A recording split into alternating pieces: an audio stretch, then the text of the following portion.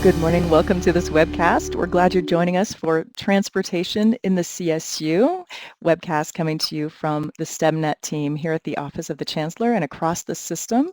I'm your host, Jennifer Wicks from Learning and Development. Glad to support this webcast today from behind the scenes. And we look forward to your engagement. We will have questions throughout after each presentation. And also, hopefully we'll have time at the end as well. This webcast is, of course, from 10 to 12 today. And we really look forward to your engagement in that chat pod. We also would like to know which campus or organization you're joining from today. We have a poll on the screen that we'd appreciate hearing from you in. And with that, we're going to go ahead and switch over now. And I'd like to introduce our Executive Director of STEMnet from the Office of the Chancellor, Dr. Frank A. Gomez. And with that, I'll hand it over to you, Dr. Gomez, to get started. Thank you, Jennifer. It's great to be here, and thanks for the kind introduction and a warm welcome to all of you out there. I hope you and all your families are all healthy and safe. It's great that you can join us today for our webcast on transportation research in the CSU. This marks our 15th webcast to the CSU community. Nothing is more important to civilization than transportation and communication, and nothing is more harmful to the well-being of a society than an irrational transportation system. Trade is essential to economic vitality, and transportation is essential to trade. All trade of wealth and productive labor involves transportation, whether it is the movement of goods or the movement of people, from their homes to their jobs, or their homes to their places where they shop. Trade is impossible without transportation, and complex trade is impossible without modern, mechanized transportation. Hence, a society cannot function optimally if it does not have measures in place to facilitate transport, as people, resources, jobs, and economies all need seamless movement to keep the entire world moving forward. While some people may take the role of transport in their lives for granted, it has become increasingly necessary to discuss and understand how different life would be without it. The current pandemic has brought on additional transportation challenges and will continue to play an important role in the future. Today we partner with my good friend, Dr. Philbrick, Executive Director of the Mineta Transportation Institute, MTI, at San Jose State. Before we begin, I want to remind the audience to use the open chat box on their screens to type in their questions. Our speakers, when not presenting, will make every effort to respond in real time. So let's begin. It's with great pleasure that I introduce Karen Philbrick from MTI, who will be presenting Improving Mobility for People and Goods, an introduction to the CSU Transportation Consortium. Karen, it's great to have you. Take it away. Thank you so much, Frank. I'm just delighted to be here today to talk about one of my favorite subjects, transportation. You gave a wonderful introduction to that, and I also like to add that transportation touches every one of our lives, whether it's through the food we consume, the clothes we wear, or the devices we use to remain connected. It's critically important that we have a seamless system for the transport of both people and goods. And so today it's my pleasure to talk about a new consortium. Let me fast forward here. The Mineta Transportation Institute, by way of background, is a competitively selected university transportation center focused on surface transportation research, technology transfer, education, and workforce development. You all might be familiar with what's called Senate Bill 1, which was passed in California in 2017. That legislation contained a line item to support university transportation research and workforce development efforts. To that end, each year, $2 million is allocated to the CSU systems to pursue those endeavors. At the Mineta Transportation Institute, we have the pleasure of leading the Mineta Consortium for Transportation Mobility. Now, this is a consortium that unifies and focuses the outstanding efforts of all 23 campuses. We have a two-pronged approach to how we manage the consortium. First, we have named partners. As you can see, that includes our partners at Chico, Fresno, and Long Beach.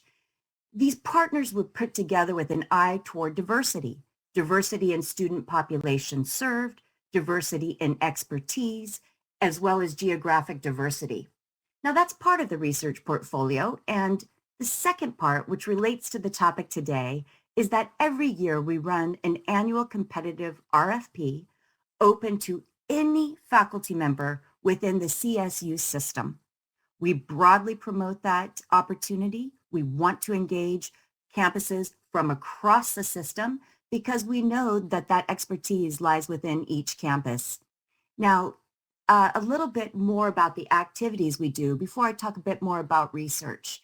We also look at education, workforce development, and tech transfer because we know that research is only as valuable as when it's implemented to produce positive change. We know it's critically important that we do research that is answering priority questions, not just for the sake of we find it interesting, if you will. So to date, we have engaged 13 of our 23 campuses within our competitive research portfolio. That's about 57% of campuses. And for those of you who may not have been included yet, I invite you to reach out to us at any time because we want to see each of our campuses having a role to play in this broad portfolio. Now, as we all know, we don't know what will exist 10 years from now. So we need to be training the next pipeline of talent to serve in the transportation industry. Everything from the C-suite to the frontline employees are going to be needed because we're facing a critical workforce shortage. In fact, prior to COVID-19, the U.S. Department of Transportation, Education, and Labor issued a joint report that quantified that shortage at approximately 465,000 positions annually. Now think about that. That's 465,000 positions that need to be filled because of an aging workforce, voluntary separation, a burgeoning population, and of course, new innovation on the horizon. What we also know is that right now, today, 53% of the current workforce is eligible for retirement. So if you're sitting in a room of 10 people, 5 could stand up and walk out at any time. We need to make sure that we are training people to fill seamlessly those positions. Now with workforce development, that's slightly different than education. When we talk about education, we're really talking about our more formal programs, our bachelor's degrees, our master's degrees, our doctoral degrees. But with workforce development, it has more of a cradle to a grave approach, if you will. We reach down into the K through 12 sector to excite that next generation of students to pursue careers that could lead to transportation. We have a Garrett Morgan Sustainable Transportation Competition for middle school students with partners from Long Beach and across the system, where we put mentors in the classroom to help these young minds think innovatively about transportation challenges and solutions. We partner with Caltrans and with many other entities. We also have a Summer Transportation Institute for high school students, a 3-week non-residential program where they come to do field trips and take a college level course. All of these programs focus on Title I schools and underrepresented minorities because we know how critically important that is for equity and inclusion as well. Finally, rising up to our professional level through our partners at Chico State, we offer the Pavement Preservation Academy, and our recent academy had 48 professionals enrolled. We are doing our best to make sure that we maintain a seamless system. Now with technology transfer, pardon that disruption with the slide there, that's how we push our results out to those responsible for managing change. We have a robust publication process for each of our research reports that includes peer review, professional editing, and publication. When that is published, it also contains a 2-page research brief so that practitioners have something that's easily digestible and easily implementable, but those who want to dig a little deeper can go to the full report. We also issue a social media engagement through, you name it, LinkedIn, Facebook, Twitter, and other outlets, and also our more formal media releases so that we have radio, television, and print articles for the general population to learn what we're doing. We also do congressional testimony, as well as deliver remarks to the California Transportation Commission. Now, a little bit about our progress to date.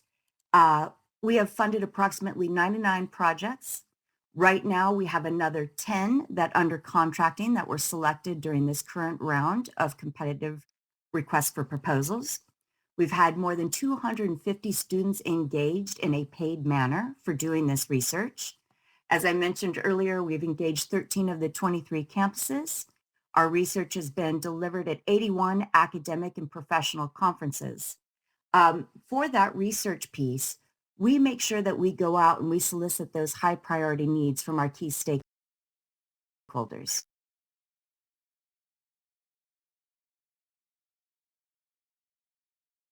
So that includes the Transportation Commission, at our transit agencies, and with our Board of Trustees. And that's how we make sure we're doing real world practical research. Now, I see my countdown clock is not on. So Frank, I'm hoping that I'm within my allotted time here to share a bit more information.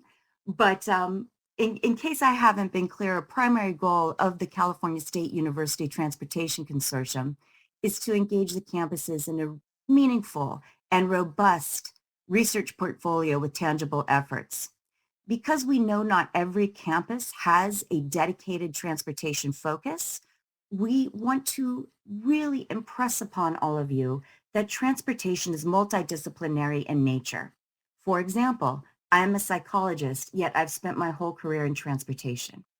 On the campus of San Jose State University, we have engaged faculty members from 5 of the 7 colleges we work closely with, because we know when it comes to transportation, it's woven into every component of our lives.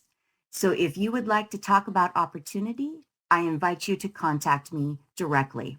Now, some of the lessons we've learned as we've engaged in this work over the past 3 years is how critically important it is to make sure that the research proposals that are submitted have letters of support. And if they're actually responding to a need from a key stakeholder, that they also include an FAQ session so that the researchers' questions can be answered by the people who are requesting that research.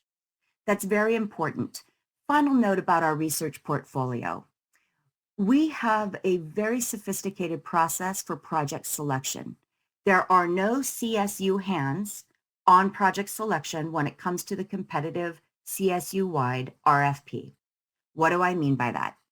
When we receive proposals, the first year, for example, we received 84 proposals. We solicited subject matter experts so that each proposal was reviewed by 2 to 3 experts who rank ordered them and evaluated them. Finally, those proposals were elevated to a final committee for selection. That committee includes the head of the California Transportation Commission, the head of research for Caltrans, as well as professors from outside the CSU system. We believe this is a meaningful and objective way for project selection. Now, we look forward to helping you all learn more. Our next steps and plans include adding additional campuses to our portfolio. I'll stop now, Frank, and see if you have any questions. Thank you, Karen, for a very, very insightful presentation. And a little bit of information, I didn't know you were a psychologist, and certainly that has, I think, helped you in your position a great deal. I happen to work with a lot of people in education psychology, which certainly helps STEMnet in crafting a lot of our proposals. So no wonder you're doing such an excellent job there. One question here we have is there statewide access to transportation databases such as cell phone data repositories, traffic flows, etc.? Can you provide some information on how our participants might have access to those? Sure, that's a great question. And I think that you will be pleased with the response, which is that we require a data management plan for all of our funded research, which means that the surveys, data sets generated from research, video recordings, images, and files are made publicly available in an open access repository. We want people to replicate and expand on the results. We want to be good stewards of taxpayer dollars, and making sure that those data sets available are one way to do that. Outside of our data management plan, you will find that every federally funded university transportation center also makes their data available. Additionally, the Transportation Research Board maintains the TRID database, which is an international documentation of all research that's currently in process or completed, and you can often access data through those resources as well, Frank. Thanks, Karen. It certainly been great working with you, finding you as a partner with STEMnet, and we will do whatever we can in continuing our relationship with you and MTI in disseminating useful RFAs to the community, as well as finding other opportunities to work going forward. So, certainly I appreciate you participating today, and if there's any questions that come out in the chat box, it'd be great if you can answer them going forward, okay? I'd be pleased to. Thank you so much, Frank. Great. Thank you, Karen. Bye-bye. Come on. Our next speaker is Ali Tawfik. Ali comes from Fresno State, and his presentation is entitled The Transportation R Revolution, Opportunities and Needs for Collaboration. Ali, it's your turn. Thank you, Frank, and thank you all for being here. I'm excited about sharing this presentation with everybody. So my area is understanding and modeling of human travel behavior and simulation and optimization of transportation systems as a whole. Our transportation systems are evolving, and this is the 10th evolution that's happening throughout our history. So if you look at our history, you'll see that we started by walking, then we harnessed wind power and had boats, then we domesticated animals, then we invented the wheel and had animal-driven carts, then we invented the steam engine, and interestingly, after we invented the steam engine boats, trains, and cars, 100 years later, we invented the bicycle. So this is how difficult or challenging inventing the bicycle was. And then we invented the electric engine, and then the internal combustion engine, and the planes. And today, we're all witnessing this 10th evolution or revolution, if you will, and that's the autonomous vehicles. Now, there have been some other categories, such as mule-driven boats, and when canal transportation was the main mode of transportation. And there's also the horse-driven cart in Disneyland.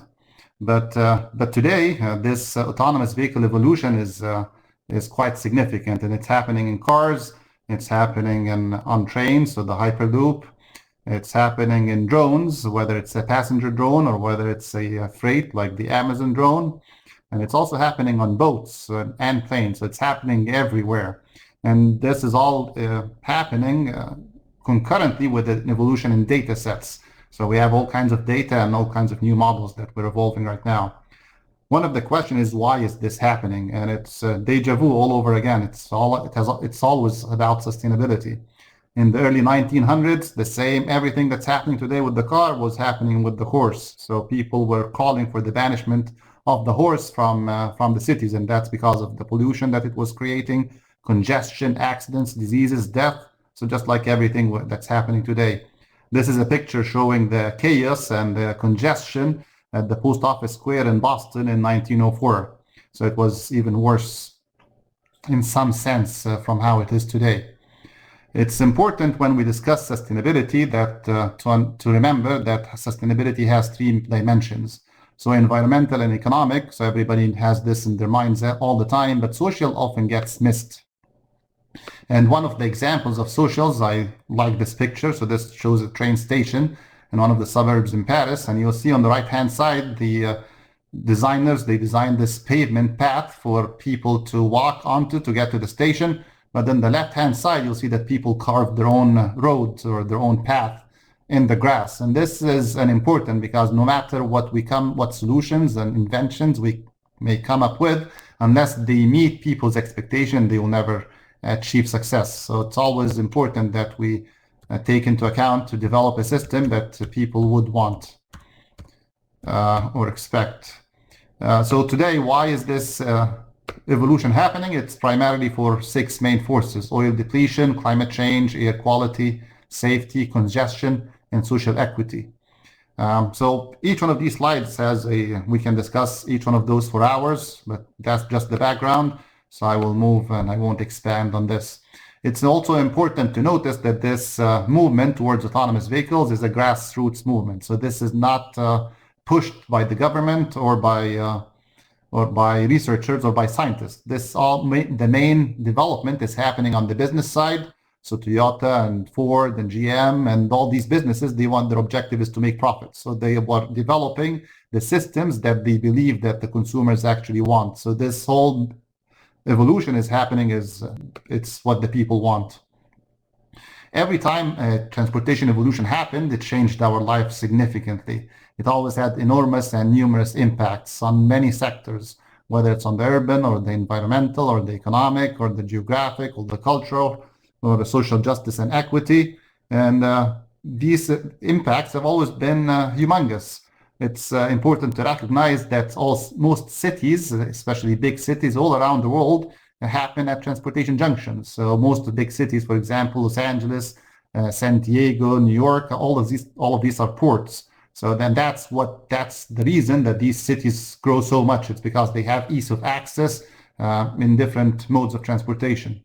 One of my favorite stories about Easton, Pennsylvania, and Easton is one of the easternmost cities in Pennsylvania on the Lehigh River, bordering with New Jersey. And Easton used to be quite an important and big city in the past when canal transportation was the main mode of transportation. And that's because it lies on the junction of the Delaware River and the Lehigh River. And both these rivers were pretty important back in the time. But once we moved to ground transportation, nobody knows about Easton today. So that's what could happen when transportation modes are not in line with how cities are developed and located. So what's the future expected evolution going to be? It's not going just to be autonomous. It's going to be electric. It's going to be automated. It's going to be connected, so vehicles communicating with each other. It's going to be coordinated, and I have a video for that. And it's going to be intelligent. So, and none of this is, so all of this is happening already. None of this is trying to predict what's going to happen. That's what's actually happening right now. So this is a figure of the sales of electric vehicles worldwide, and you see it's exponential. So it's rising pretty fast. You look at automated, so we classify automation into 6 categories, and today we're on level 4. So we're moving towards complete automation at some time in the future. You look at connected and 5G networks. One of their main applications of the 5G and Internet of Things is the connection and communication between vehicles. You look at coordinated, and the science is right there. So we have already figured all the algorithms and math that can allow an intersection to coordinate the movements of vehicles through the intersection. It's just we're waiting for the communication to be strong enough to allow us to implement this in the field. And you look at intelligent, and this small image is from the integrated intelligent transportation systems in the LA metro area. And you see all of these dots. These are all kinds of information that this traffic operation center is collecting in real time to manage their operations in real time. So all of this is already happening. Now, with respect to the scale of disruption, so the McKinsey Global Institute published a report in 2013 when identifying the 12 most disruptive technologies of our time. And sure enough, autonomous and near-autonomous vehicles were right there, right in the middle. And the scale of the industry was humongous, like billions of dollars every year. So it's important to recognize the difference between autonomous vehicles and shared autonomous vehicles, because the real disruption, the real change to our lives is going to happen because of SAVs, shared autonomous vehicles. So if someone has an autonomous vehicle and they're commuting from home to work, they just go to their garage, pick their car, follow this blue line, get to work, and park their vehicle there. But if they're using a shared autonomous vehicle, it's like an autonomous taxi, then the shared autonomous vehicle is parked somewhere in its station, and then someone requests a ride, and this vehicle drives empty, so we call this deadheading, picks the passenger, drops them at their work, and then deadheads back, so drives empty back to their location. And this shared autonomous vehicles, this is what's going to disrupt our lives significantly. Now we've had, so some of the impacts, just quickly, that's focused in transportation. It's on the left-hand side. So throughout history, humans have been deterred to travel by 2 main forces. Time, so travel takes time, and travel is wasted time, especially if you're driving. So you can't do anything but drive, and it costs money. Also, some people do not like driving and do not enjoy congestion and hate looking for parking and are concerned about accidents and safety. But with these new autonomous vehicles, all these factors will disappear because now travel is no longer wasted time. You can actually work or exercise or sleep or drink while in the car. So this is no longer wasted time. And the cost with shared autonomous vehicles, it's expected that the cost is going to be almost zero, so almost free. We expect that it's going to work like cell phones. So initially, cell phones you had to pay by the minute, and nowadays you pay a flat fee every month, and you have unlimited minutes. And we think transportation is going to follow the same patterns. But there are lots of other travel impacts, like outside the transportation realm, expandable income. So if people are not paying as much for transportation anymore, that they have a lot more to pay somewhere else. Insurance, if cars are not making accidents, what happens to the car insurance industry? City and neighborhoods form. So if parking is about 40% of the space of any city. So if we take out that parking requirement, including the garages and houses, then how should cities, or how could we reinvent the usage of this space? Police force, one of their main sources of revenue is tickets, and if these vehicles are not performing traffic violations, then what happens to the traffic police, and many others. This is an example of some of these impacts that we brainstormed with one of my graduate students several years ago. These are examples of some of the affected fields.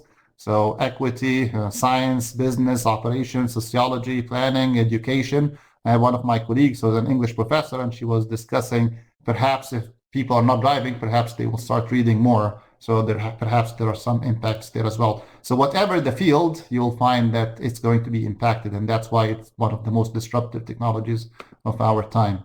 And this is a non-exhaustive list for sure.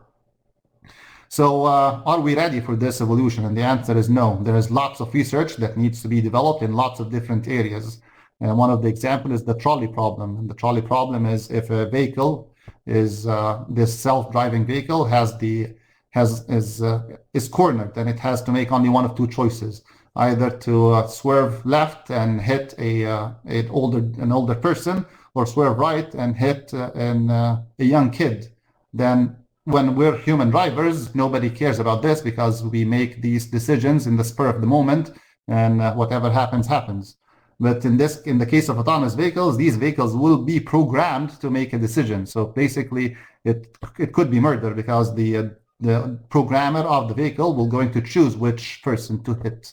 So that's called the trolley problem, but there are many others. Telecommuting, for example. So people think that telecommuting reduces congestion, but the studies have found that when people telecommute, work from home, they actually decide to make more trips that are non-work trips. So actually the end result is people make more trips, not less trips.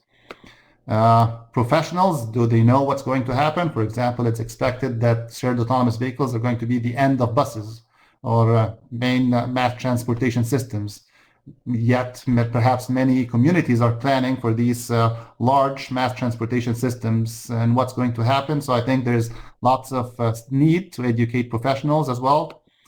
Students, I think we need to start educating them about all of this so that they can start planning and understanding their careers. And with the same thing with the general public, it's expected, for example, that all these small shops for paint or for engines or oil change, if these shared autonomous vehicles are all run by Google or by Uber, then we doubt that they will send each one of their vehicles to one of these small shops. So they will contract with these larger businesses. So I think there's lots of space for us to interfere as educators and as researchers and scientists to educate our students and the public and start thinking how can we plan for our future so that our cities do not end up being like Eastern Pennsylvania. Thank you. So my final quote, we are reinventing mobility. There's a lot of work to be done. We're fortunate it's maybe 20 plus years away. Go CSU. Thank you. Thank you, Aldi. Very, very inspiring, and there's certainly a lot of take-home messages in what you said. I like what you said. Travel is wasted time, and certainly because of COVID-19, there's a lot of opportunity to reinvent how we look at transportation and travel. And is there really opportunities now for people not having to go to work the same way that we've been doing for for decades. Are people more efficient or less efficient, working at home? And is telecommuting, as you say, it is there are negatives to that also. But I think there's probably some industries where there is no longer a need in mass of people to still going to work if the efficiencies are equal, or if they are actually better than they were in having to drive 20 miles back and forth in a city like LA, where sometimes it takes you an hour, need for better words, just to go across town. A question here from somebody is, and you gave a lot of kind of some statements on collaborations.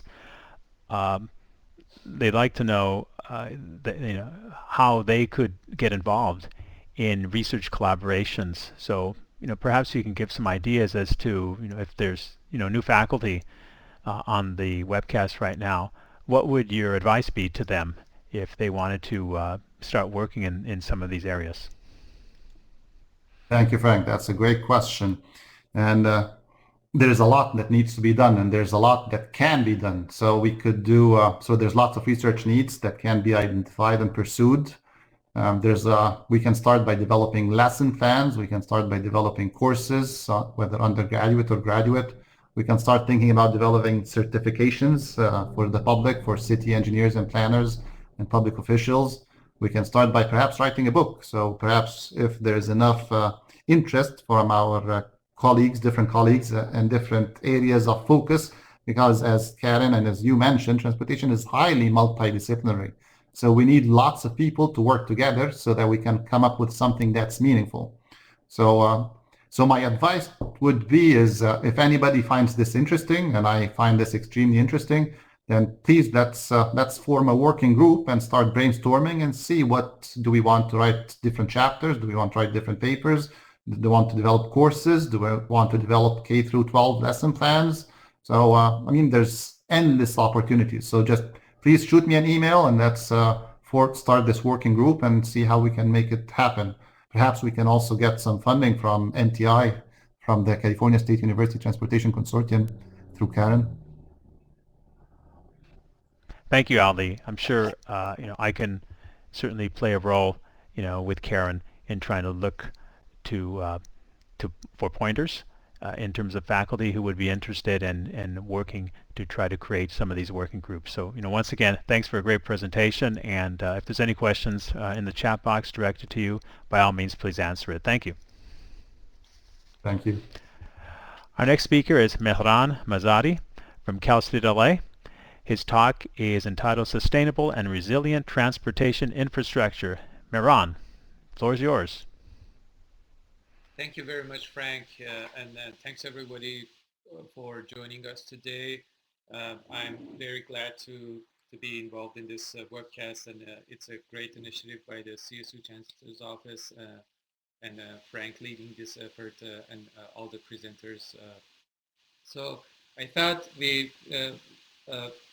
I only had probably 12 to 14 minutes today, and instead of going through the details of a couple of projects, I thought maybe I would talk slightly about what we are doing here in Cal State LA in the general scope of sustainable and resilient transportation infrastructure, and explore the opportunities for collaborations, and of course working with other colleagues across the CSU system. So just a quick background about sustainable and resilient infrastructure, especially in transportation area. This is the big picture idea of the sustainable development from the UN, and you can see all the focus areas here. And I wanted to focus more on number 9, 11, and 13 that are focusing or the components of the sustainable development that are focused more on resilient infrastructure, as well as sustainable cities and communities. And those are the factors or parameters that are involved in considering any the sort of transportation infrastructure in terms of being resilient and sustainable. And so that's one part of the picture.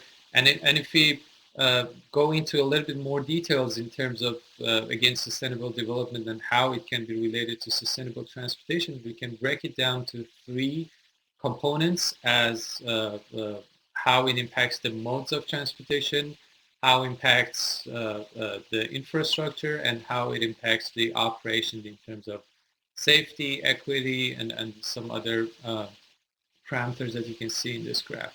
And uh, the importance of transportation infrastructure in this big picture is if you look at this pie chart on the left side, you can see that a big portion of the emissions or environmental emissions, in this case CO2 emissions, is generated by the transportation sector.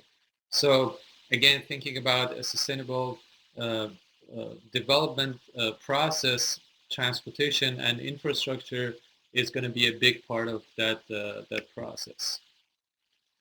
And sometimes people mix and match sustainability with resilience, but most of the time the concept of resilience, although it can be related to sustainability, it actually reflects a wider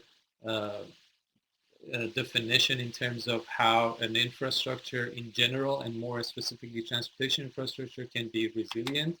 And when we are talking about resiliency, we are talking about flexibility of the system, responsiveness, redundancy, coordination, and robustness of our transportation systems.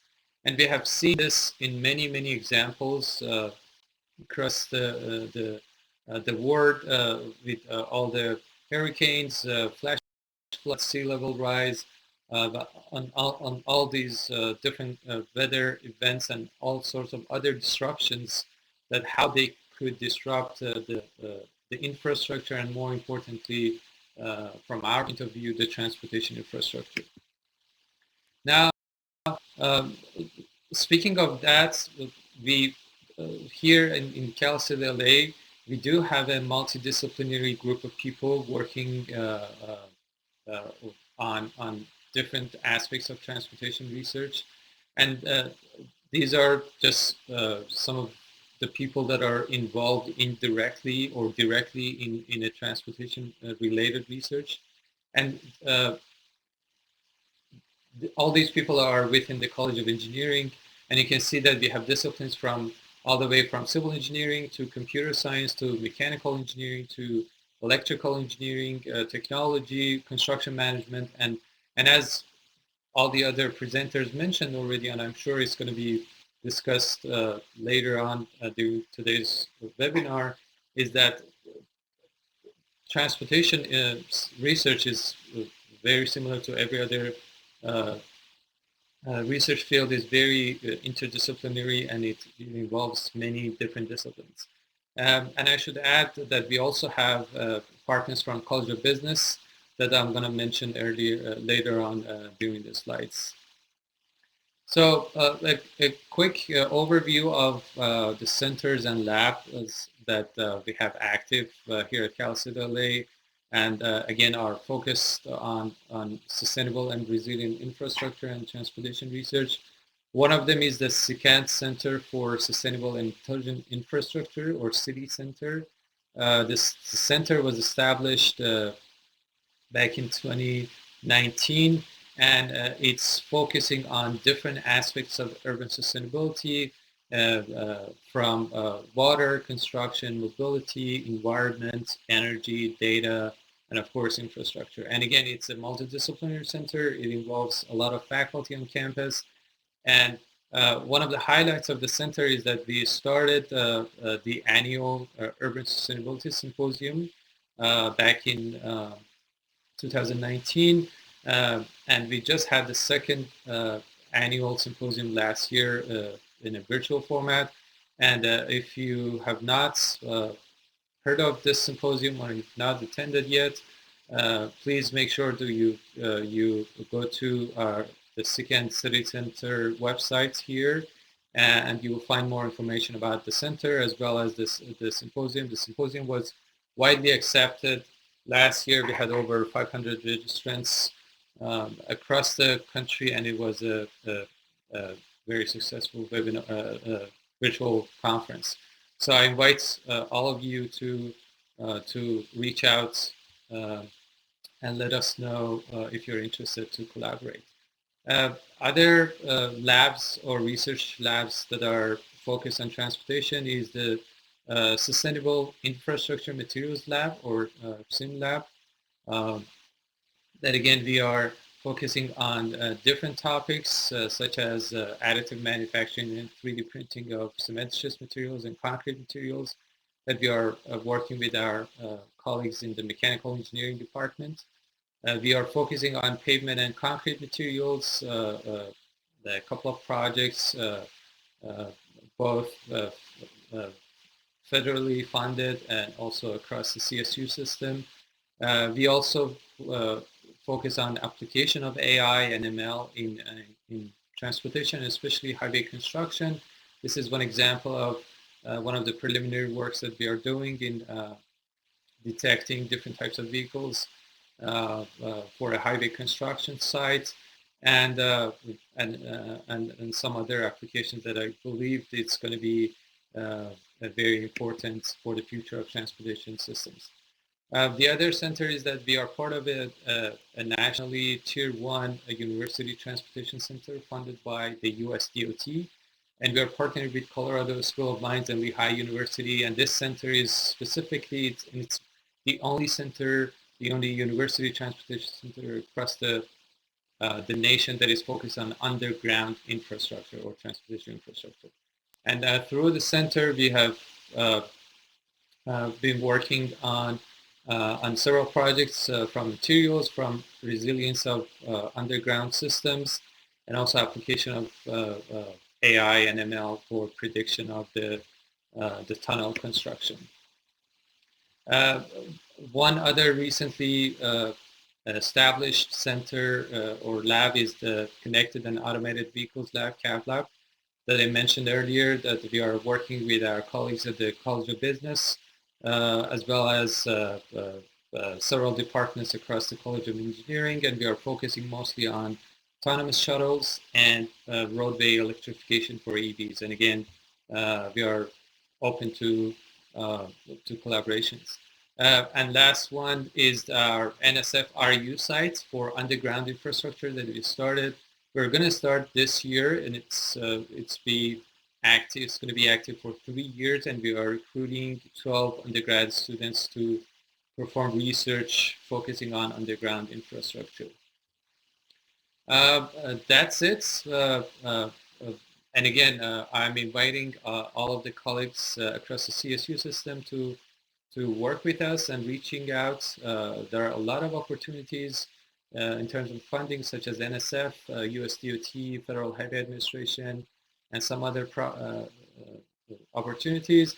And there are these are the focus areas that we would love to collaborate with other colleagues. But again, collaboration cannot be limited to this, and there are limitless opportunities for that. And that's it. Thank you very much, and I'm looking forward to working with everyone here. Thank you, Mehran, for a great presentation. We do have a question here. Something I've been working on with a number of groups across the CSU is in artificial intelligence and machine learning, and writing some proposals along those areas. And here's one kind of up that roadway. How can AI transform transportation infrastructure? That's a great question, Frank. And again, as I mentioned, there are a lot of opportunities that AI can play in transportation industry, and you've seen, and Ali already mentioned great applications for autonomous vehicles. But I believe that there are still a lot of opportunities with respect to infrastructure and more specifically, predicting the resilience and sustainability of infrastructure with respect to unexpected or very extreme weather events, that AI can truly transform how we are managing and how we are addressing the resiliency of our transportation infrastructure. Great, thanks Mehran for a great talk, and if there's any questions in the chat box that are directed to you, I appreciate if you can answer them. So, once again, from my old home institution, Cal State LA, it's great to have you participate today. So thank you. Thank you very much, Frank. So our next speaker is Daniel Whisler from Cal State Long Beach, otherwise known as The Beach.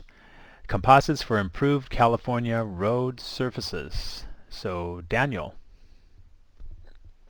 Okay, let's see if we can bring Daniel on here. Stand by just a moment. Very interesting presentations thus far, Frank. We're just a couple presentations in, and it's pretty incredible.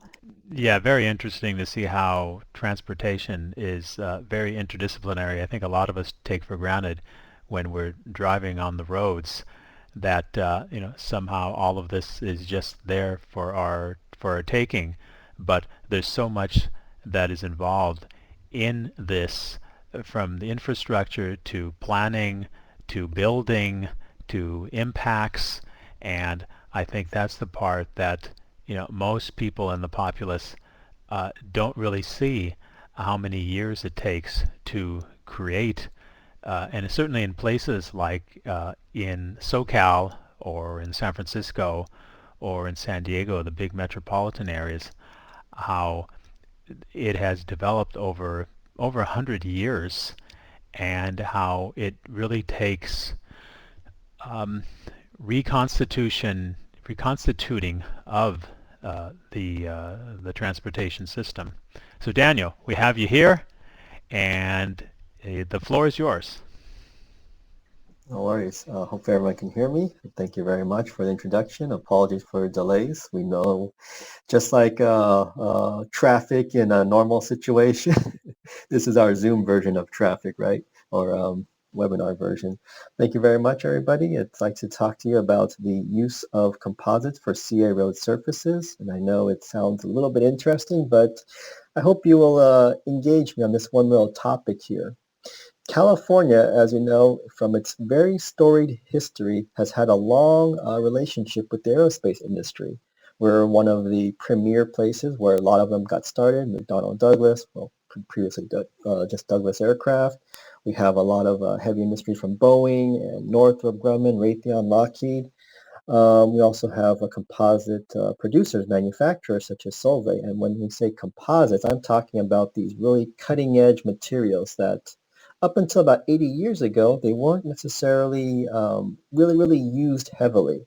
But after we start to see how much they can actually improve our lightweightness, so to speak, aircraft that can now be lighter, fly faster with less fuel, we started to really engage them in California. So we're in this very interesting spot that we're a leader in this sector. On the other hand, California is also the leader for a leaner, greener, and cleaner future. We have some of these strictest emission requirements. We probably set the standard across the United States and maybe even the world for our emissions regulations, our controls, and what we require from not just automotive manufacturers, but the maritime industry, and especially including our outreach, our programs into the environmental friendly energy generation. For example, wind turbines. Now, how does this all tie together? Well, at the core of it is composites. You can see my student there making a composite, and no, he didn't actually make the aircraft you can see there, but that's kind of the final result. The problem is at the end of life, and we started to see this a little bit more recently, as we start to make these high-performance structures, whether it's an aircraft, maritime, commercial aircraft, vehicles, and even our next generation composite wind turbine blades that allow us to have this very fuel-efficient energy, green technology for energy generation. we start to run into the issue of what next. So we're sitting on tons, hundreds of thousands of tons of material that's already located within our border. And unfortunately, our solution has been to pay to ship this material somewhere else to be disposed of. And I say, well, can we use that in here, because we do need it, and this might be the start of something big. So on the very bottom here, you can see a couple of pictures of the composite in relationship to a traditional road surface, which is asphalt. So what do we mean by using this in a asphalt environment? Well, you can see that there are a few things that I like to create here, and this is what I call the Venn diagram, not Venn diagram. It's my own version of it. Don't worry, it's not patented or anything, but it just shows that there is a very circular relationship, and this is this comes from a lot of background in material testing, but not so much in the use of asphalt, because as you can imagine, it's a fairly straightforward material. You mix some, it's not a tar, it's a bitumen binder with aggregates such as rocks, and then you lay it down. And there is a lot of technology behind it, but for the most part, it has pretty much stayed the same. But when we start to push the edges of new materials, we need to have a systematic way to start to understand how they perform. So for composites, for example, we start to look at how they're made. We start to bring in well, not just how they're made, but the material properties. And sometimes getting the material properties is fairly complicated. So in the diagram, we start with, let's say we need to have a test. And that test is a standard, ASTM standard, AASHTO standard, and so forth. That test standard comes from someplace, and so we would try to use it if possible. And then we go to the measurement and validation stage, and then we go into the simulation stage right here, which is the video that was just being brought up right here. And I can even play that one. Let's see if it lets me play it. And this allows me to then model this model this material, and then go back to redesign the experiment. Very often, as the material is being tested in simulation, you start to realize, number one, you need a lot more information that you don't have from before. And number two is maybe you need to have a new test entirely. And that simulation, as you saw, was just a test that we made that would allow us to measure the amount of wear on an asphalt surface. So this is where the focus has been. Can we look at composite in terms of a material that can potentially replace portions, some, all, of an asphalt road surface? And again, economies of scale, there's not that many composites yet, but we'll get into that one in a second here. So we can see that in general, we do have this potential, okay? Oh, get rid of that one. So what actually happened here? Well, thanks to students and a lot of time, we managed to make the materials, specimens, fabricate them, machine them as needed. And you can see that in the first test, we started to use a lot of the ASTM standards, which are these very controlled, very nicely designed, validated materials that we can use to test for certain quantities. For example, compression, fairly straightforward. It's the third picture from the right shown here.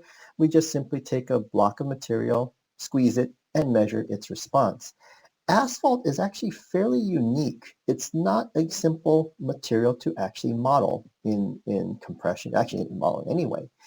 It's almost like it behaves kind of like sand, or it's kind of hard to describe. It's very crushable. So unlike most of the ASTM standards that test metals, or even in some cases composites, asphalt doesn't really have a very good standard for measuring this manure property. But because we had it set up in this way, we could still measure it, and we can extract the material properties, and we put it in the simulation, and you can see that in the blue curve there, the asphalt compression, the first graph, we can actually make it match fairly well. And this gives us some confidence when we go to the next test. And this one tests the tension, the little crack in the middle. As you poke it, it starts to break, and you can actually model that too. Now we can start to predict a little bit better about how composites behave. And the final one is this comparison with the traditional plastics or composites or recycled composites where we burn off and we recast them. And we can also model things as well. What's fairly interesting, though, is that the asphalt, when we made a special test just for this case, which is that wear one I'll show you in a second here, you actually get quite a bit. It's not a very wear-resistant surface. So imagine you're braking on the thing, or car stops, or just in general the wear itself. Asphalt wears fairly quickly, which is why it has a lifespan of a few decades. Whereas the composites, glass fiber, GFRP, and CFRP have about a half, maybe even a third of the wear characteristics. And HDP, this is a high-density polyethylene, fascinating material. I didn't study it particularly for this test because I'm more focused on the composites, but I'm definitely going to look at that one again. It's even lower wear, so it can survive even longer. Okay. But what does this actually teach us? Number one, are we going to make a road surface from a composite? Yes and no. For the first part is we need to make sure we have the material properly. I have a couple of videos here. I'll bring in video 5.1 that shows you again that really cool wear that I was talking about. Because of the way we modeled it, we now have a way to actually recreate in simulation much, much faster. We're talking a matter of minutes here to recreate a test that would normally take days, years, or fatiguing hours and months and so forth. We can perform this type of test in simulation, knowing full well that we have the material models that were validated earlier. And this can show us, for example, how the material behaves in general. But this allows us then to make predictions about what's going to happen. But one more video before I show that one, it's video 5.2 here. And this thing right here is shows not only can we visualize how the material behaves, we can also predict how it will break. And it actually matches fairly well with the experimental data. It crushes and then it breaks apart, and I can show you a little section of what it looks like, where it breaks, and so forth. So this gives me some confidence in saying that the composite itself can easily perform as good as this thing compared to a traditional asphalt. So that gives us the next level. Can we start to then think of bigger tests? And you start with a building block, a little small sample, you go bigger, and that's what we're going to be at right now. Let me bring in this video too. This one is video 6. And in this video right here, we start playing it right from the start. This test simulates, I know it looks kind of funny, it looks like it's jello, but this is a very heavy truck tire, and it's bouncing up and down to replicate potholes, and it's skidding side to side to replicate extreme braking scenarios. So you can see that the asphalt itself, in relationship to a fairly rigid tire, is undergoing a very high amount of deformation. And that thing right there then causes it to break apart. Whereas if this were a pure composite road surface, and this actually does exist at UCSD, they have a couple of plates there that are actually 100% composite. And I think they've been there for at least 20 years, never been replaced. And you can see that the amount of wear that occurs on a pure composite road surface is minimal. A little indentation, a little vibration, and so forth. But if this were a asphalt road surface, as shown here, you can see that the indentation, the wear, the breakage is even higher. So yes, it is possible to replace the two. Okay. But that leads us to the next case. What are we going to do with this information? We need to build it. We need to test it and make sure that what we have is able to go to the next level. Those of you who wish to collaborate, message us right here. Thank you. Thank you, Daniel. Great talk. I think we can have a few questions. One of them is, how involved were your students? And the second one has to do with the last couple of last videos that you showed.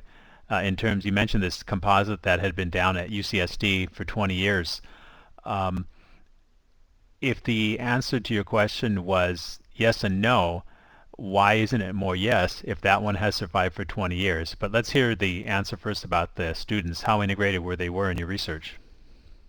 Oh, very much. I mean, thank you very much for the question. That without the students, all this wouldn't have been possible. I'm not able to be there, 24/7 to make these things and watch them and test them. And the big part is after things break and everything, redo it and just, get that motivation. So the CSU students that we've had right here have been fantastic in doing all the work. In fact, this should be their work. I'm just presenting it for them. And then the question about the road surfaces, I think right now it's in economies of scale. We don't have that much composite compared to the amount of asphalt we have. However, let's look back 80 years ago. If we said that a plastic would replace most of your vehicle, most of your household, most of your consumer products, everyone would say, yeah, no, it's metal and wood. I'm sorry, what is this plastic? So we're going to generate more waste, more composite, and I think that California, we need to start looking forward into how to use that. Thank you. Great, thank you, Daniel. Great talk. And if I was a student, I certainly would jump on some of the research you're doing, and certainly if there's interest within the CSU for others to work with you, hopefully they'll contact you too. So thanks for participating, and if there's any questions in the chat box, by all means answer them. So great, thank you. So our next speaker is Serena Alexander from San Jose State. Her talk is entitled Local Climate Action Planning as a Tool to Harness the Greenhouse Gas Emissions Mitigation and Equity Potential of Autonomous Vehicles and On-Demand Mobility. Serena. Good morning. Thank you, Frank, for the introduction. And thank you, everyone, for joining us for this webinar today. I am here from the Department of Urban and Regional Planning at San Jose State University, and my research is about environmental and transportation planning. Because of the limited time, I'm here to present only one research project. My collaborators include Dr. Asha Weinstein-Overville and Dr. Benjamin Clark, as well as several San Jose State University graduate research assistants. So the project that I'm going to talk about today is titled Local Climate Action Planning as a Tool to Harness the Greenhouse Gas Emissions Mitigation and Equity Potential of Autonomous Vehicles and On-Demand Mobility. And I've selected this one specifically because it is closely related to some of the research projects my colleagues at other CSU campuses presented before. Climate action plans are plans that communities use to mitigate greenhouse gas emissions and help them adapt to the adverse impacts of climate change, such as wildfires, flooding, droughts, and so forth and so on. Transportation happens to be the largest source of greenhouse gas emissions in the United States and in California. And unlike other large sources of greenhouse gas emissions, such as energy, that we have been fairly successful in mitigating emissions from, we have struggled in the area of transportation. Therefore, two new trends in mobility or in transportation, autonomous vehicles and on-demand mobility, create an opportunity for us to think about innovative ways to reduce emissions from transportation. The goal of this particular project was to identify opportunities for how cities can use climate action plans to ensure that on-demand mobility and autonomous vehicles help reduce rather than potentially increase greenhouse gas emissions, vehicle miles traveled, and inequitable impacts from the transportation system. Our research question was, how can local governments in California use climate action plans to harness the greenhouse gas emissions reduction and mobility equity potential of on-demand mobility and autonomous vehicles? To answer this research question, we first conducted an analysis of the current literature on on-demand mobility and autonomous vehicles. This was to understand the potential equity and environmental impacts of autonomous vehicles and on-demand mobility. Then we conducted a systematic content analysis of 23 climate action plans, as well as general plans that were developed by municipalities in California. General plans are comprehensive plans that develop a vision for the community's development in the future. And usually those are linked or connected with the climate action plans. Lastly, we conducted a cross-comparison of findings from the literature and content analysis of plans to identify opportunities for greenhouse gas emissions reduction and mobility equity through adoption of on-demand mobility and autonomous vehicles. Here you can see a snapshot of the kinds of strategies that are included in climate action plans and general plans that are related to on-demand mobility and autonomous vehicles. You can see that the most common type of a strategy discussed in climate action plans related to these themes is ride sharing, followed by carpooling, vanpooling, and ride-hailing. On the other hand, you can see that within general plans, the common type of a strategy related to these themes is carpooling. General plans are also less likely to include relevant strategies to autonomous vehicles and on-demand mobility compared to climate action plans. So what are the major findings from this study? Well, first and foremost, as we've seen in the previous slide, municipal climate action plans and general plans in California have adopted several strategies that are relevant to autonomous vehicles and on-demand mobility. Second, cities should strictly consider synergies between autonomous vehicles and on-demand mobility during policy and planning discussions about either one.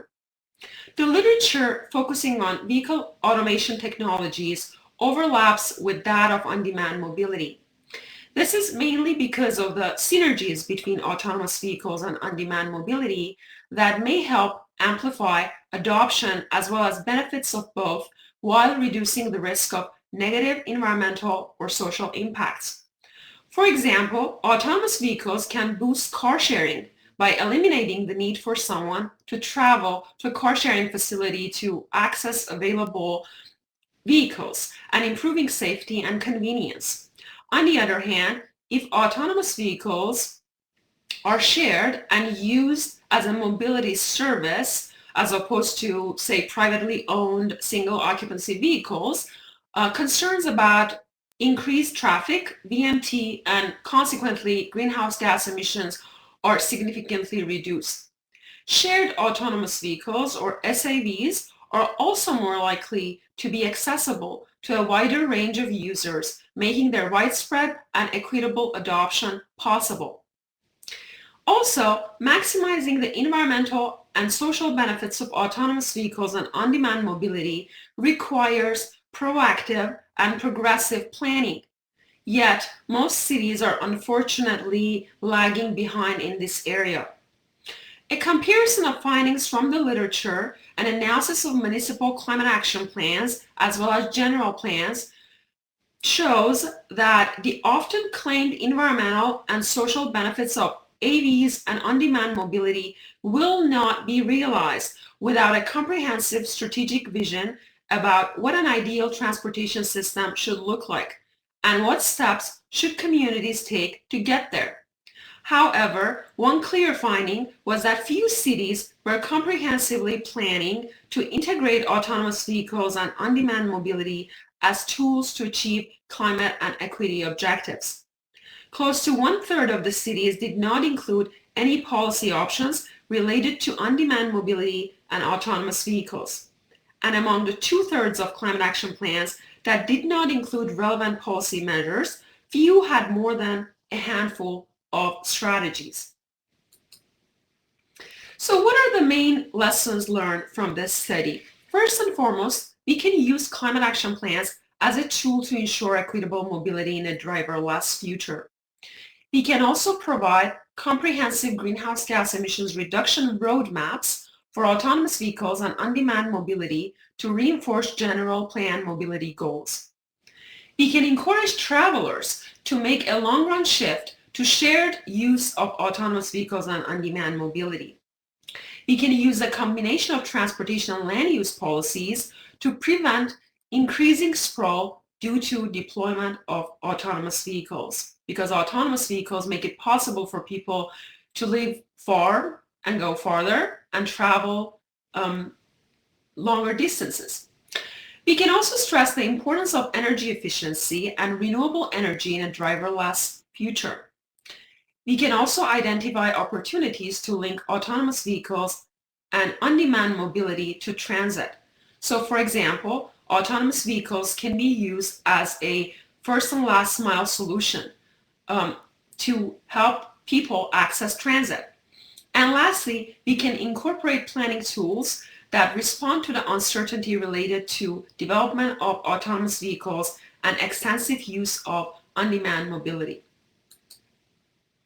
There are quite a few opportunities for research related to this theme. Future research can focus on subjects such as rapidly evolving technologies and business practices that are related to autonomous vehicles and on-demand mobility and their implications for climate action planning. Research can also investigate broader dimensions of equity related to autonomous vehicles and on-demand mobility. We can also assess the long-term impact of the COVID-19 pandemic on shared on-demand mobility and its consequences for transportation emissions. We all know that the pandemic has greatly impacted the way people travel, and this can also impact the way that shared vehicles are used. And lastly, we can take a look at the impact of new or updated climate action plans on social equity and a community's contribution to climate change. We do know that in the field of climate action planning, a recent focus is on climate justice and ways to use climate action plans as a way to provide equitable mobility and also equitable access to resources that are within a community. In summary, according to California Air Resources Board, California is unfortunately not on track to meet the greenhouse gas emissions reduction targets expected under SB 375. Therefore, we need to develop new and innovative approaches to reduce greenhouse gas emissions from transportation. These two new trends in mobility, autonomous vehicles and on-demand mobility technologies, present a great opportunity to significantly reduce greenhouse gas emissions from transportation and contribute to equitable mobility. However, we need to do a proactive and progressive planning, and we need to take strategies to reduce and harness the greenhouse gas emissions mitigation and equity potential of autonomous vehicles and on-demand mobility. I would like to thank the Mineta Transportation Institute for providing funding for this research, and I also look forward to working with all of you from various CSU campuses on projects that are related to autonomous vehicles and on-demand mobility, as well as other projects that are related to transportation and environmental planning and policy. Thank you. Thank you, Serena, for a great talk. Certainly, COVID-19 has brought a lot of issues related to social justice and equity to the forefront that we have kind of swept under the rug for a very long time. And I think there's great opportunity. Certainly COVID-19 is there's really nothing positive in terms of, the negative aspects that has wrought on the world. But certainly there's opportunity in how we can almost reinvent how we engage with each other. So why do you think a discussion of equity and environmental impacts is a key part of planning for autonomous vehicles? Frank, that's an excellent question. If you look at planning and research related to autonomous vehicles, manufacturers are not necessarily focused on equity, and they're not necessarily focused on environmental impacts. The focus of manufacturers of autonomous vehicles is on convenience, cost, and safety. They cannot guarantee that autonomous vehicles are going to be distributed in an equitable way. For example, there are communities that would greatly benefit from shared autonomous vehicles if they don't have great access to transit, if they don't have many transportation opportunities within their communities. However, manufacturers are not going to guarantee that. Also, if you look at all the models that are promising reduced emissions from autonomous vehicles and are promising equitable social impacts from autonomous vehicles, their models are strictly based on electric autonomous vehicles and autonomous vehicles that are shared. But unfortunately, those are not guaranteed. We do not know that necessarily manufacturers will produce autonomous vehicles that are shared, or others will focus on planning to ensure that these are going to be equitably distributed. So therefore, we need to plan when the technology is moving forward so fast. Unfortunately, the planning and policy sides of things is almost always slower than the technology side of things. So it is critical for us to think about the planning and policy simultaneously with research and thinking about the technology of autonomous vehicles. Thank you, Serena. And perhaps also it's key that those who are in the planning and policy part are a diverse cross-section of people, in the United States, and not relegated to, historically people who've made those decisions. I think that would also be a big help too.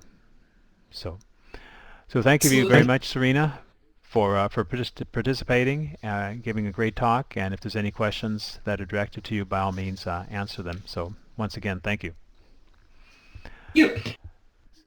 So our next speaker is Hovhannes Kolhanjian from Fresno State on intelligent transportation systems using visible light communications and machine learning. Hovhannes.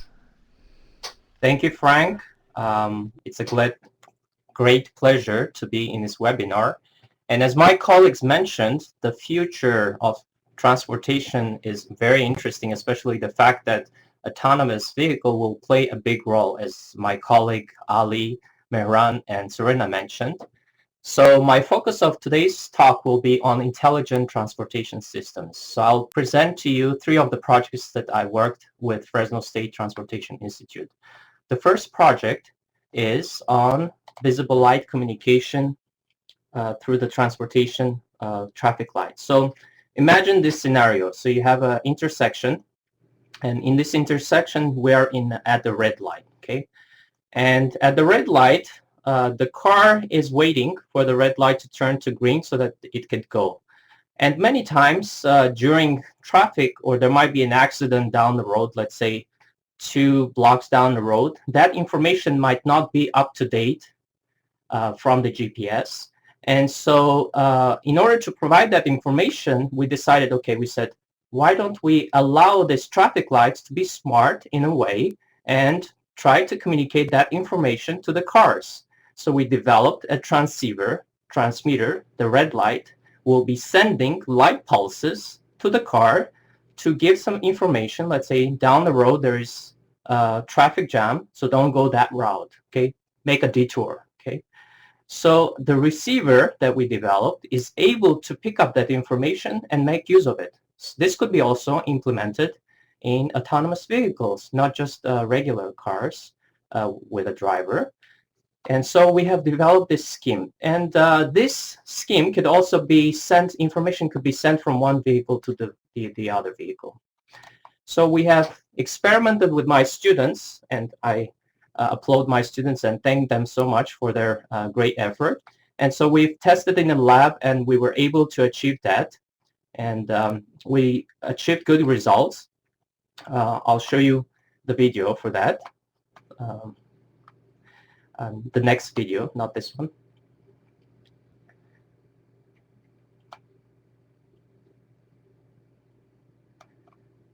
Sorry, I meant, can you go back? Sorry, you had the right video, yes.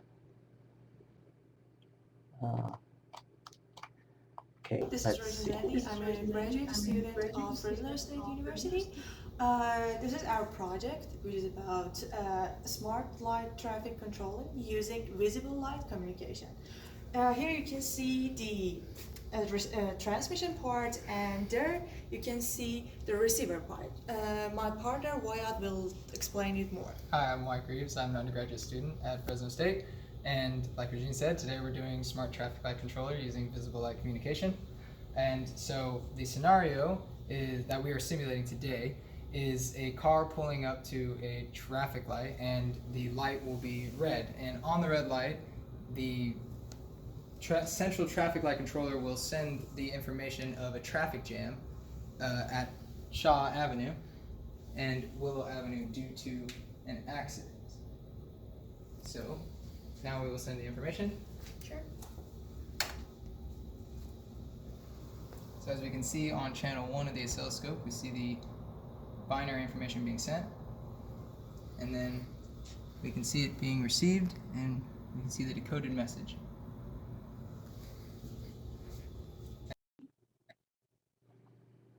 Thank you for that. And we were able to achieve really good bit error rate, meaning that out of 10,000 bits that we sent, we received only 2 errors, and so we were able to decode the information. The next project that I would like to present is drowsy driver detection while driving. This would be very useful, especially when you're driving at night and you drowse off. This idea came to me because a couple of times I was driving from LA to Fresno, and myself, a couple of times I felt drowsy and was about to sleep. So I said, okay, why don't we have a system that could detect a drowsy driver? So in this, as we know, from the statistics, a lot of fatality happened because of the drowsy drivers. So we have developed, this is an intelligent system that detects, captures features from human, like when you're driving, the mouth, let's say your eyes are closed, the motion of, let's say, mouth when you're yawning, when there's a head drop. So all these sequences, a set of sequences, lead to a drowsy driving. So my students also have experimented this with machine learning, and they have trained the system to detect a drowsy driver. We have used video camera as well as Doppler for the night as well as daytime detection. And we received very good results. We validated our test results. 95+% accuracy was achieved. Let me show you the demo for that, the video.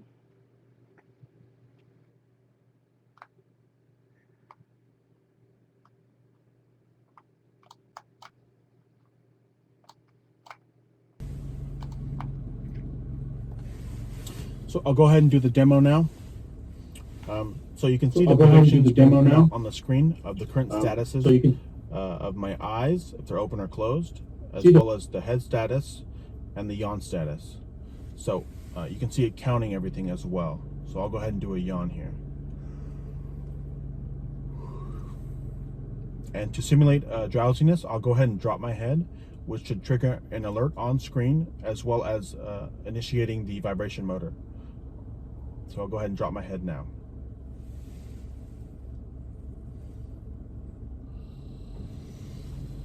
And the vibration motor turns on, and I can go ahead and turn it off by pressing a button on the screen. So that concludes the demo.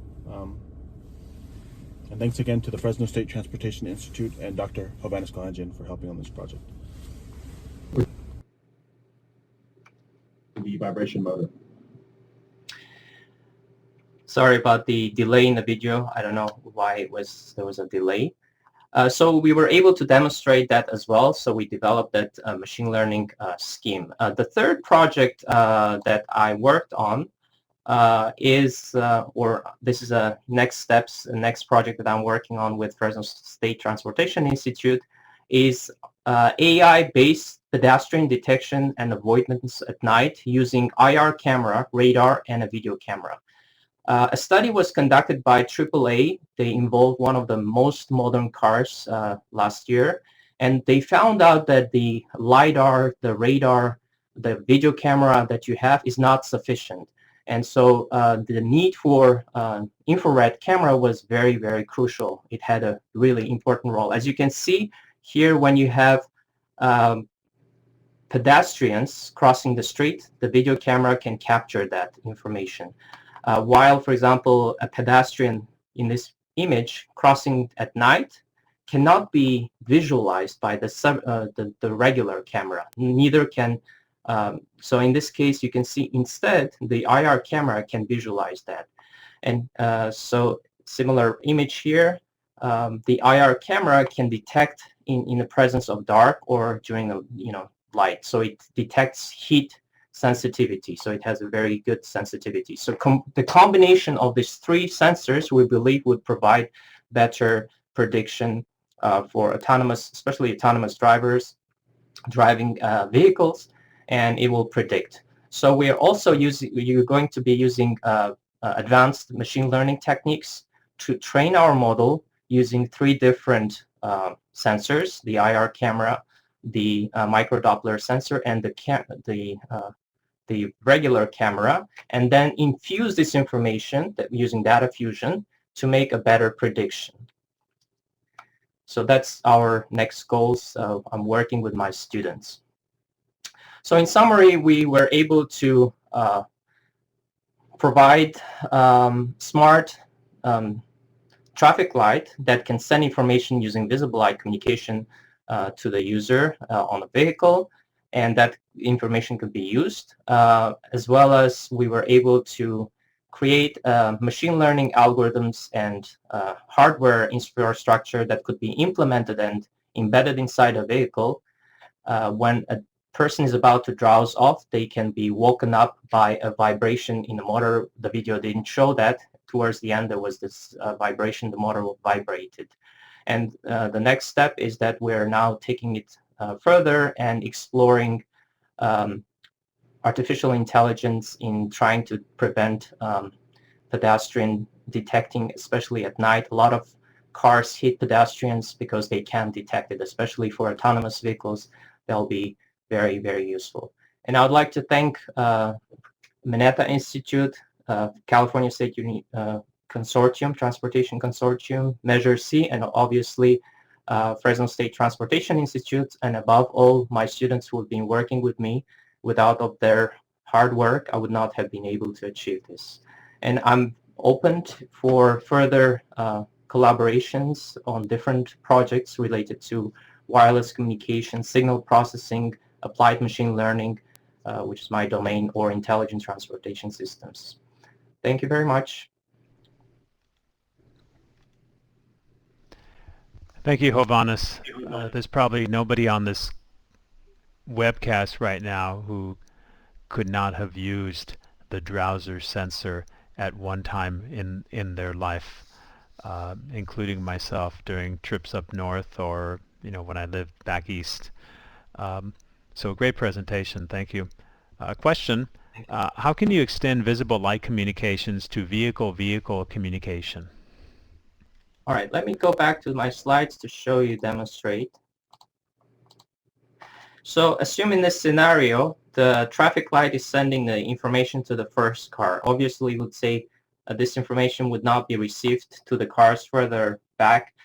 It will be in some extent, but if there is a long line of cars, you would want to relay that information or transmit from one vehicle to the other. So what we can do is we can embed inside the cars the transceiver that we have developed and the receiver on the other cars. So the headlights, the back headlights, the red, when you have at the red stop, your information will be propagated from the red light, from your tail light, to the car in front of you or the back of you, okay?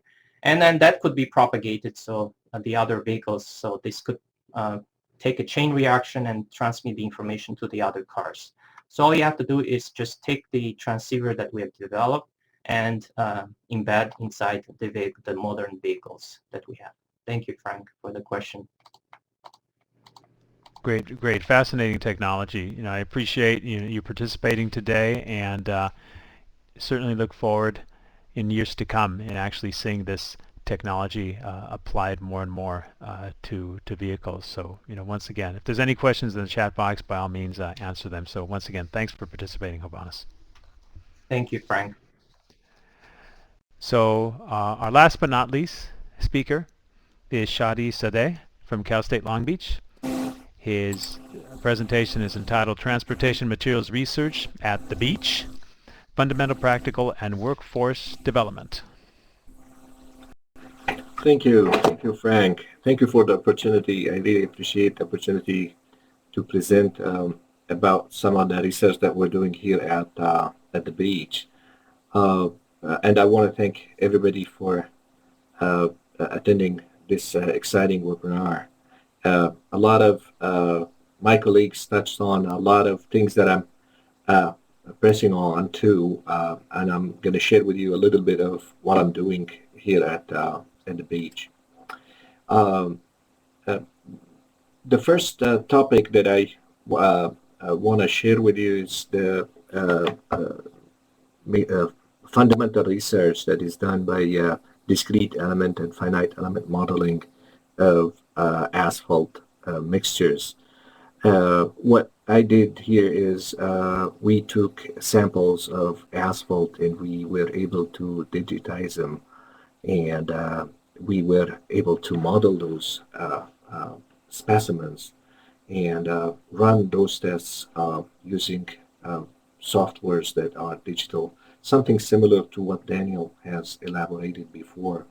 And what we did here also, we went in and we were able to capture the aggregate different properties in terms of angularity and texture, and change those and study the effect of changing the material property on the overall properties of the material. We also did study the sensitivity of the different parameters of a test when it is performed, and how does that change the overall results of an experiment. For example, the semicircular bending test that you see here had different sizes and mechanisms of testing, including the span width, the rate of application of the load, and the crack length, the initial crack length. And we were able to see what if we change those a little bit, how does that change the overall results of this test. This is a part of the fundamental testing that we did on the material, and I classify them fundamental and practical, and in workforce development. There is a wide variety of testing that we and questions that we answered in that particular arena, utilizing softwares and mechanics of material. The following topic is practical testing, in which we, in this particular part of the research, what we did is recently there has been an ongoing need for more sustainable ways for building highway materials and pavement. Calvin's, along with UCPRC, University of California Pavement Research Center, has developed a new design method for a fully permeable pavement. This fully permeable pavement is a new concept, and the hopes of it, the benefits from it is really great. It can help with the stormwater runoff, can be reduced. Contamination of the runoff water is also reduced. Also, we can eliminate the need for a drainage structure, which is another great benefit that we can utilize. And as well, we can reduce the fatal accidents that will result from hydroplaning and the water being on the surface of the road. As well, the vision for the drivers will enhance because we will reduce the planning, we will reduce the hydroplaning, and the water can percolate through the pavement. And also we can have the noise reduced. So many benefits from developing a fully permeable pavement. What we did is we designed those pavements along two pavement sections, one of concrete, another of asphalt. We designed them And we really built those two test sections at California State University, Long Beach. In fact, this is a picture of the two sections that were built here. We embedded some sensors and we measured the strains and stresses. We compared them to the allowable limits, and we are monitoring the performance of these two sections here at Cal State Long Beach. A big project, and it required a lot of collaboration between us, UCPSC, the contractor, and the university. And the result was really great, and we are monitoring the performance of this research. The last, the more recent or the different topic that I want to share with you today is about the Joint Training and Certification Program. And just to speak a little bit about this program, the history of it dates back to more than 20 years. A lot of discussion was going on in the industry of highway materials and contractors and industry folks and partners, along with Caltrans and different agencies that are involved with these projects. And the Caltrans, being the owner of 58,000 miles of freeways, highways, and bridges, they definitely will use massive amounts of highway materials year after year. And those materials that that they're going to use, it is for sure needed that we test them and we make sure that they are meeting the qualities and the standards for acceptance to be used in the road. For that, we need a massive amount of technicians who are trained how to take samples and how to test those samples to make sure that they are meeting the qualities that they are intended for.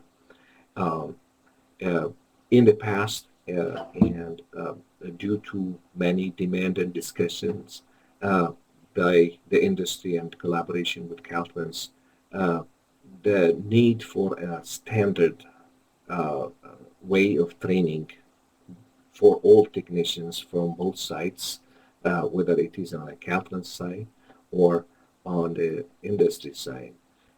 It is mandatory to have similar training to keep the standards the same. Back in 2015, I joined a group of these discussions who were brainstorming on how to develop the curriculum for such a training and what kind of material can be developed. And I was lucky to be selected as in California State University as the host for this project. We developed a curriculum and for the different tests that were involved, and we launched a program where those technicians are able to join us coming from the industry and take the trainings required to be able to participate in the different functions of the road building. What is unique about this project, in my opinion, is that it highlights the ability of the universities to interact with the community around us beyond the different degrees that we provide. And the other thing is it can also prove that we are able to solve or come as provide the services that we provide for our current students that are matriculated and provide the similar service to our industry. And it also highlights the importance of working together with the different industry partners. This project also received a lot of attention from different entities in the industry, including the Caltrans directors at that time and the Secretary of Transportation, many of the industrial or participants we're glad to see this program happening and becoming a reality.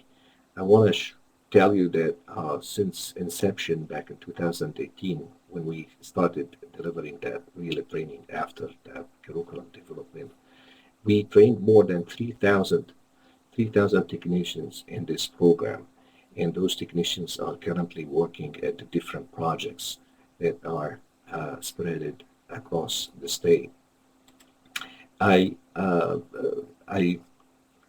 were visited by also the Assemblyman Patrick O'Donnell, who came and visited our lab and witnessed some of the activities that we do at this training. The workforce development and the different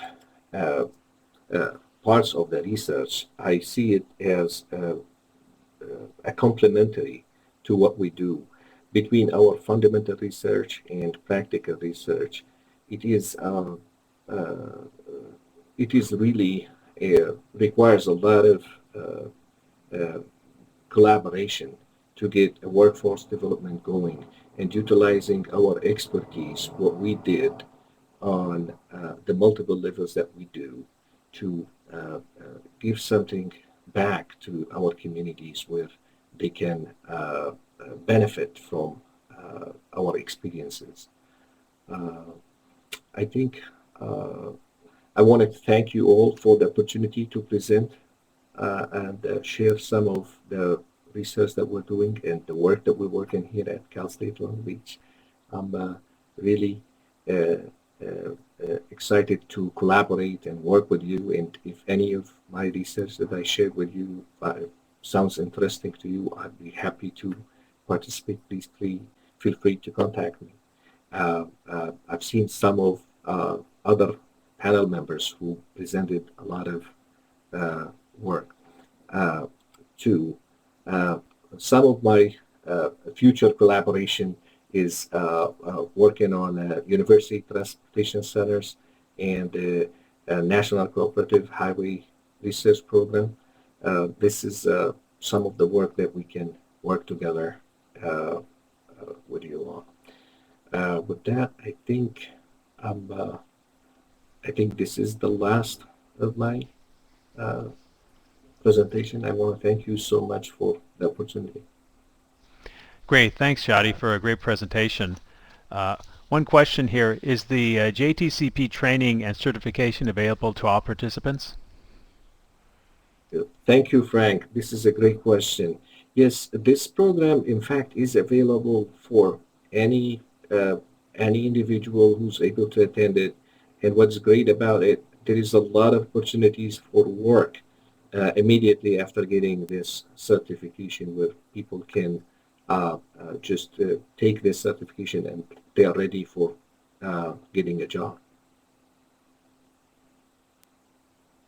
Okay, great. Thank you, Shadi, for a very inspiring presentation and for being able to participate today, and continue the great work. Okay. Thank you. Great. Thank you.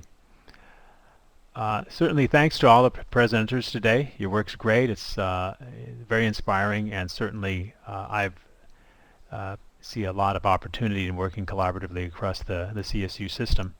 Speaker contact information is available on the slide here. If you have any interest in working with any of the presenters, by all means, please contact them. A link to the webcast will soon be on the STEMnet website.